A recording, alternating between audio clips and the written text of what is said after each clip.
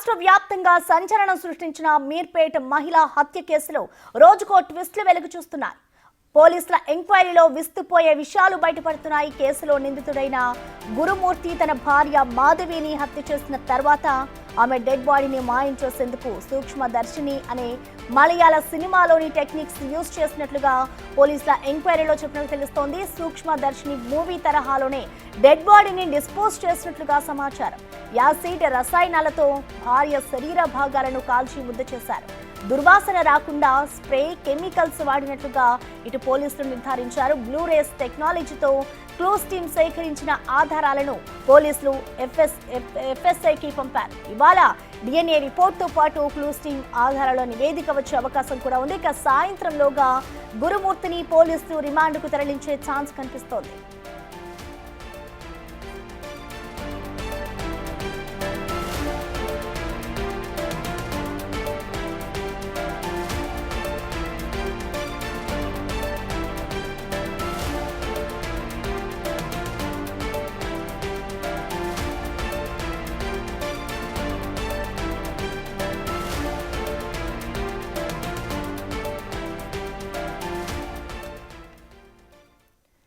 రాష్ట్ర వ్యాప్తంగా సంచలనం సృష్టించిన మీర్పేట మహిళా హత్య కేసులో ఇటు రోజుకో ట్విస్టులు వెలుగులోకి వస్తూనే ఉన్నాయి. పోలీసుల ఎంక్వైరీలో విస్తుపోయే విషయాలు బయటపడుతూ ఉన్నాయి. ఇక దీనికి సంబంధించిన కంప్లీట్ డీటెయిల్స్ ని మా ప్రతినిధి సాగర్ అందిస్తారు. లైవ్ ద్వారా సాగర్, చెప్పండి, ఇటు మీర్పేట హత్యకి సంబంధించి ఇప్పటి వరకు పోలీసులు ఎలాంటి ఆధారాలను సేకరించారు? డీటెయిల్స్ ఏంటి సాగర్?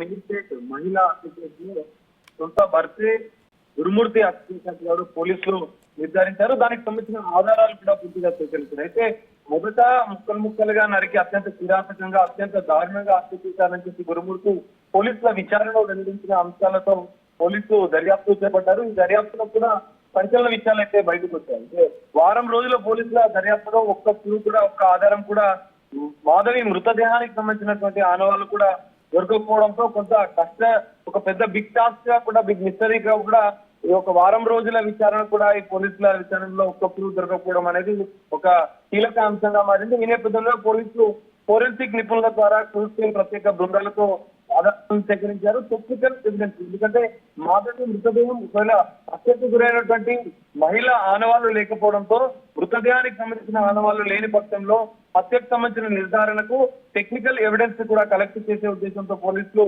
ఇటు క్లూస్ టీమ్ సహకారంతో ఫోరెన్సిక్ సైన్స్ ల్యాబొరేటరీకి సంబంధించినటువంటి అధికారులతో సంయుక్తంగా ఈ క్లూస్ ని సేకరించారు. కీలక ఆధారాలను సేకరించారు.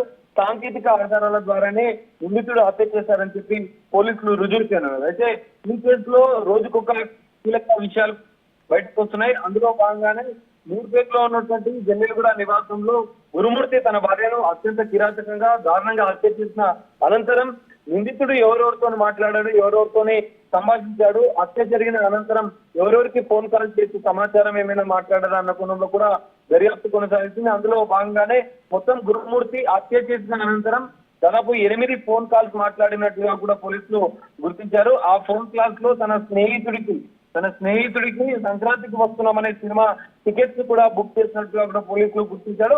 ఆ స్నేహితుడిని కూడా పిలిచి విచారించారు. ఎందుకంటే దీంతో పాటుగా హత్యకు సంబంధించిన విషయాలు ఏమైనా చర్చించారా, ఏమైనా విషయాలు మీకు చెప్పారా, ఎందుకు హత్య చేయాల్సి వచ్చింది అనే కోణంలో కూడా ఆ స్నేహితుడిని కూడా ప్రశ్నించినట్లుగా కూడా తెలుస్తుంది. దీంతో పాటుగా బడంపేటలో నివాసం ఉంటున్నటువంటి గురుమూర్తి సోదరికి కూడా 2 సార్లు ఫోన్ చేసినట్టుగా కూడా పోలీసులు గుర్తించారు. ఆ ఫోన్ కాల్ ఆధారంగా తన సోదరిని కూడా విచారించారు. అంటే సోదరికి హత్య జరిగిన అనంతరం కూడా ఈ విషయం అనేది తెలుసా, ఒకవేళ తెలిస్తే ఎలాంటి అంశాలు ఫోన్లో మీరు సంరక్షించారన్న కోణంలో కూడా పోలీసులు విచారించినట్లుగా కూడా తెలుస్తుంది. ఈ మొత్తం ఫోన్ కాల్ ఆధారంగా ఎవరితో మాట్లాడారు అన్న కోణంలో కూడా పోలీసులు విచారణ కొనసాగింది.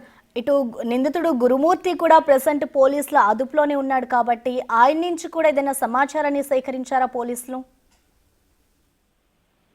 ప్రసన్న, ఖచ్చితంగా గురుమూర్తిని దాదాపు వారం రోజులుగా విచారిస్తున్నారు.